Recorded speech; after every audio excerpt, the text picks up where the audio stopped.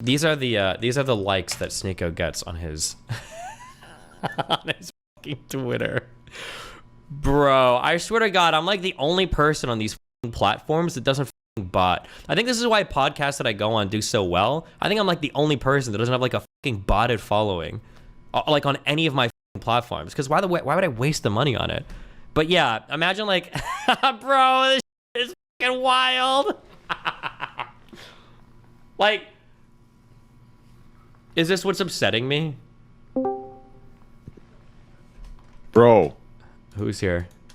Bro. Oh, hey, what's up? Now you know how I feel, bro. What you just said. Bro. Listen, I don't want to be schizo and man, but I'm telling you. Everyone is botting. They are, dude. I've met so many more people now that I know are botting on their different accounts. Bro. You don't understand the world I've been in these last 4 months. No one believes me. Everyone is botting, and they're not just stopping on Twitch or Kick. We're talking Twitter. We're talking Yeah, they do Reddit. Instagram and shit. Yeah. No, Instagram and TikTok, that's a given. Like they can't even, if they deny that, This is I don't know what to guys. say. Holy shit. It's just brother, 2 minutes it's of fucking... Destiny, it's everywhere, bro. Like bro, I've lost my mind. I've lost my mind, Destiny. Like, I just had a conversation about you. I was going over people who I don't think do, and it was just like 2 hours ago. You were one of them. Thanks, bud. You're one of the only ones. No, you're one of, because listen, your numbers all make sense. They go down when you change content. They go up when you do your main content, right? You have fluctuations. Your Twitter posts make sense with your size of your streams. Your core community makes sense. Your Discord's massive. Like, everything makes sense. My numbers, same thing. Everything makes sense. But if you look at some people, bro, not even some, all of them, nothing makes sense. Nothing makes sense. There is no nothing is proportionate. It's oh my god, bro. I've lost my mind. There are like people that I would see who tweet like pretty frequently who have YouTube channels with like over 500,000 views, and their Twitter will be like 3,000 followers with like 500,000 subs. The no bullshit guys, if you remember him, he was one of those people. He had like Brooks or something. He had like 3,000 followers on Twitter despite using his Twitter account semi-frequently, and I think he had like almost 1 million subs on his YouTube channel, right?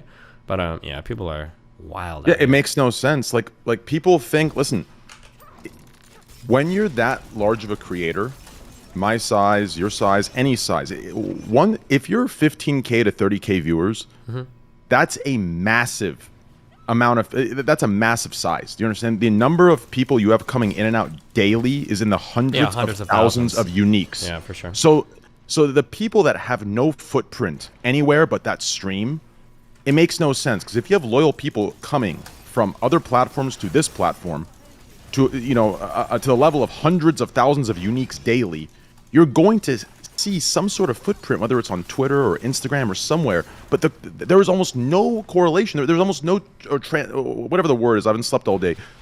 You don't see it. No, bro. I'm telling you, everyone is botting, and it's not just view count. It's Twitter likes. It's Reddit. It's everywhere. It's everywhere, and it's so f***ing sickening. And the worst part is, the one thing I've been battling these last 4 months is the discoverability stuff. These people who are view botting, right? The people who are, doing these things, they make it so hard to make a fair discoverability system. Because, right, in a sense, they're manipulating it. And it's so fucking frustrating, bro. And no one believes me. They think I'm fucking crazy. People just think I'm crazy. Because everyone has plausible deniability, right? They just say, oh, someone's doing it to me. Sure. But it's like, bro, a harasser is not spending thousands of dollars every day for 6 years straight. Yeah. I still like my favorite moment in Twitch history. I think you were there for this, right?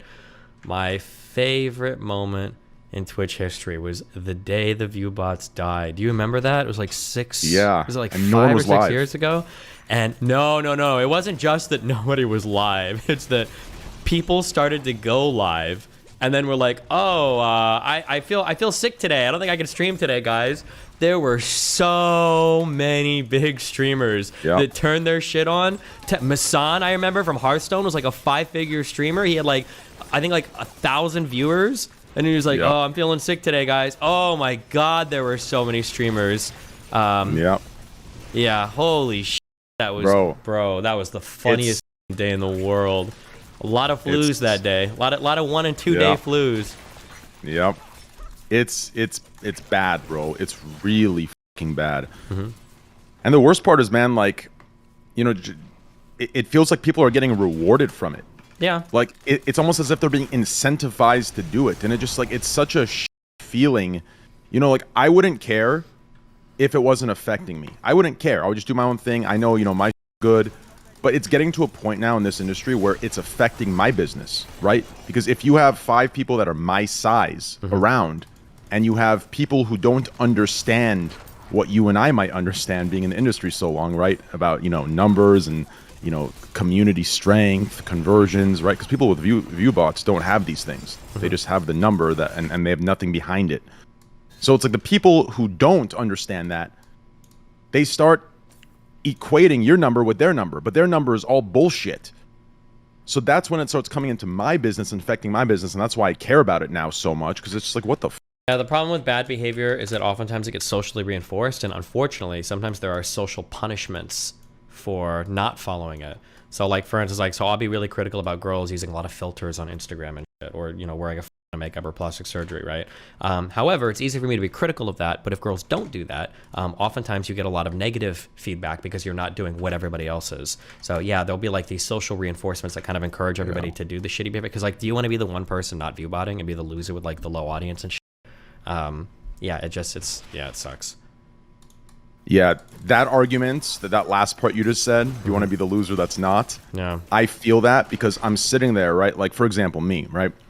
You know, when I'm sitting there with 12 to 14K viewers on Kick, like, I know deep down I'm one of the 2 largest creators in the platform, right? Like, I know it.